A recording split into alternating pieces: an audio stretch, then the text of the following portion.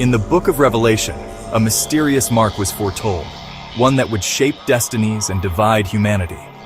This mark, etched not in ink but in intention, has echoed through centuries of prophecy and speculation. The right hand, a symbol of action, of deeds performed in the world. From ancient rituals to modern handshakes, the right hand has always represented power, authority, and commitment. The forehead, the seat of thought, belief, and identity.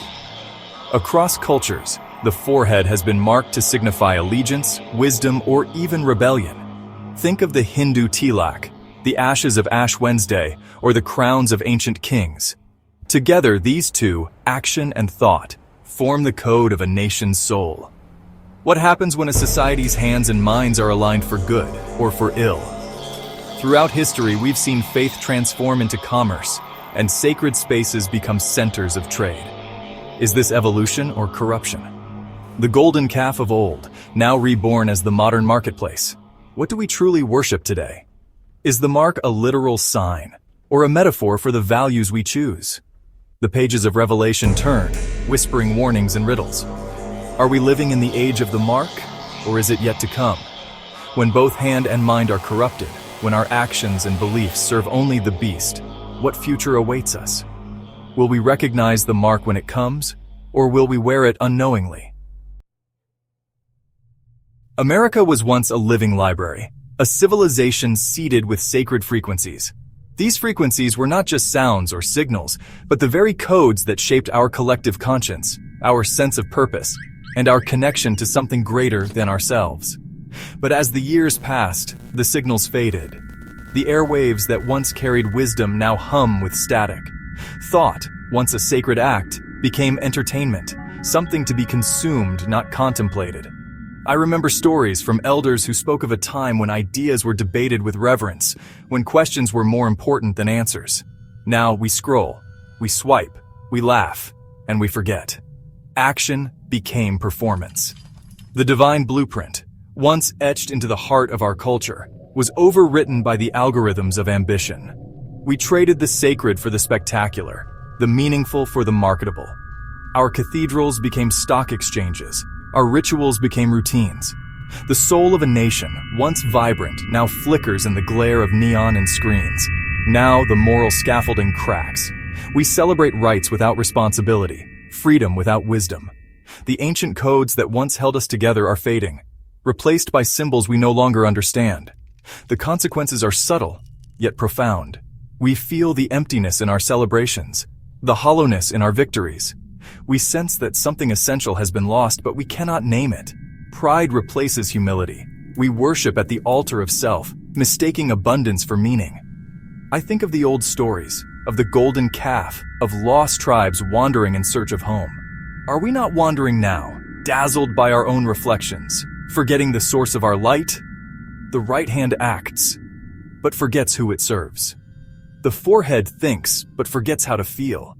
In our pursuit of progress, we risk losing the very frequencies that once made us whole. The question remains, can we remember the code before it is lost forever? Once we valued character, quiet integrity, the courage to do right when no one was watching. Now, we chase charisma, the loudest voice, the brightest spotlight. When did we start rewarding style over substance? We traded leadership for influence, followers for likes, wisdom for viral moments. Have we mistaken popularity for purpose? Materialism became the shared religion. Virtue, a relic gathering dust. We worship at the altar of the new, the latest phone, the next trend, the endless scroll. Where once families gathered to share stories and teach scripture, now screens glow in every room. Children learn their worth from algorithms, not ancestors. What stories are we losing? Community dissolved into hashtags, neighborhoods into networks, churches into content, sacred into synthetic. When did we last look each other in the eye instead of through a lens? Technology promised connection, but delivered isolation. Are we more together or more alone? As artificial intelligence grows, do we risk losing what makes us human? Are we building tools or idols? In this synthetic age, what legacy will we leave for those just opening their eyes to the world?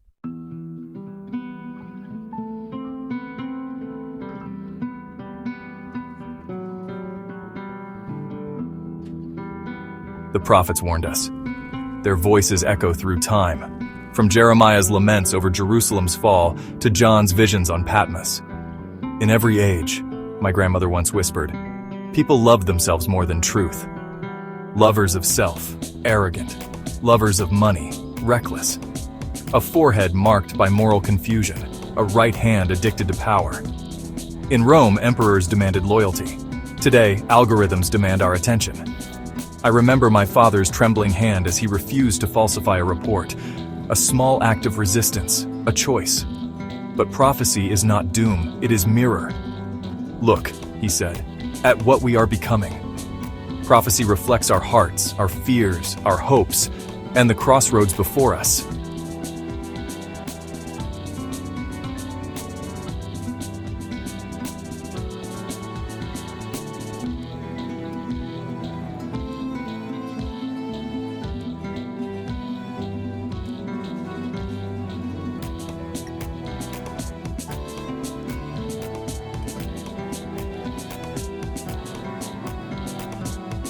The mirror is before us. Will we choose the path of the beast or the courage to change? There is still a remnant, people who carry the memory of the lost code, even as the world rushes forward. Among them, a mother whispers ancient truths to her newborn beneath a sky full of stars, promising a future shaped by compassion, not fear. The blueprint is not just a pattern in our DNA, it is a call to remember who we are meant to be. It glows within us, waiting to be awakened by acts of kindness, courage, and unity. The remnant are those who question not only their leaders but their own reflection, seeking truth within and daring to change. The ancient blueprint, once lost, can be reactivated. It requires each of us to remember, to reach out, and to rebuild what was broken. The right hand, symbol of action, and the forehead, symbol of thought, must align again. When we act with wisdom and think with compassion, the code is restored. Across the world, stories emerge. A teacher inspiring students to question and create. A healer tending wounds both seen and unseen.